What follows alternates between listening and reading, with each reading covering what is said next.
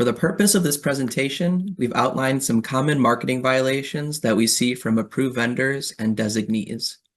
This includes marketing violations related to the description of the program, statements about RECs and the nature of energy received by customers, statements about customer savings and the nature of offers, representations about identity and affiliates, the use of testimonials, and in-person marketing. I would like to note here that these are not the only violations that we see, just the most common ones. The Consumer Protection Handbook is going to outline these violations, along with others in greater detail. Consumer protection plays an important role in the function and the success of the Illinois Shines program. Consumer protection helps to ensure that information is provided to customers in a clear and accurate manner. Consumer protections and marketing requirements help to build trust with customers and the public to ensure long-term success of the program. Compliance of marketing requirements remains a top priority of the consumer protection team.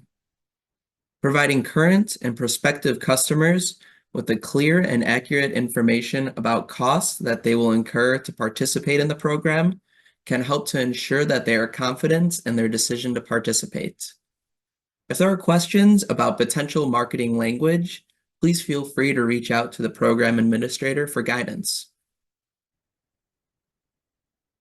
Approved vendors and designees shall disclose their intent to sell renewable energy credits, or RECs, through the program. Since RECs are transferred to a utility, the system owner and/or a third-party user of that electricity should not be claiming to use clean or renewable energy. Here we've outlined language that is acceptable per program requirements. Acceptable language includes the renewable attributes or RECs of this electricity will be sold by us to keep the costs of your panels affordable. Your solar project will create energy from the sun. Your solar project will contribute to the development of new solar power. Go green and support the installation of solar in Illinois. Below, we have outlined language that violates marketing requirements. You will see the problematic parts of each phrase bolded and underlined. The first bullet reads, "Your home will run on cleaner, greener energy." As mentioned earlier, since RECs are transferred to a utility, the system owner or third-party user should not be claiming that they are using clean or renewable energy. The second bullet reads, "There's solar RECs, renewable energy credits, which you get from the state of Illinois." This is inaccurate information since RECs are transferred to a utility. The third bullet reads, "Help bring clean energy to your community." Again, the Consumer Protection Handbook outlines that these statements should not be made that the system owner or a third-party user is using clean or renewable energy, since those RECs are being sold.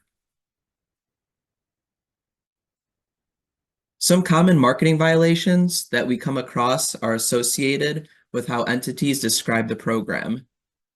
Given the program's complexity, it is important that customers are given clear and accurate information about how the program works. Some complaints the consumer protection team receives stem from customers misunderstanding how the program works. These complaints include misunderstandings on whether a pass-through incentive payment will be received, what entity will be passing this payment through to a customer, or confusion about the timing of this payment. Here we have outlined some language that is acceptable per program requirements related to describing the program. Illinois Shines is a state-administered incentive program for new solar photovoltaic systems. The program provides payments in exchange for delivery of renewable energy credits generated by PV systems over 15 or 20 years, dependent upon system type. It is important that generalizations are not made about the program. In this case, the language outlines the varying length of the REC contracts and states that payments depend on the system type. The second bullet reads, "The Adjustable Block Program is another name for Illinois Shines and the name used by the Illinois Power Agency Act." Participation in the adjustable block program is the same thing as participation in Illinois Shines. Below, we've outlined language that violates marketing requirements. Again, you'll see the problematic parts of each of these phrases bolded and underlined. The first bullet writes, the adjustable block program, also called Illinois Shines, was created as a way for utilities to obtain RECs from their customers who have renewable energy systems. Solar system owners can take advantage of the adjustable block program by entering a 15-year contract to sell RECs to the utility. Under this contract, the utility offers an upfront payment to the customer for all RECs their solar system is expected to generate over 15 years. There are several things that may be problematic with this description of the program. First, solar system owners are not entering into a REC contract with the utility. The approved vendor is the entity that enters into a REC contract with the utility. Second, REC contracts vary in length depending on system type. Not all REC contracts are for 15 years. It's important that generalizations are not made about the program and customers are given clear and accurate information in regards to their project. Third, the utility does not issue an upfront payment to the customer for RECs. The incentive is paid out from the utility to the approved vendor. Many customer agreements outline that the approved vendor will pass through a portion or all of the REC incentive payment to the customer, but this varies by customer's agreement with the approved vendor and is not a program requirement. The fourth issue with this bullet is that not all REC payments are issued in a lump sum. This is going to depend on the system type as well.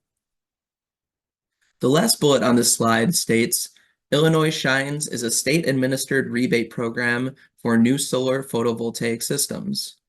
It is preferred that entities do not refer to the Illinois Shines program as a rebate, but rather as an incentive program.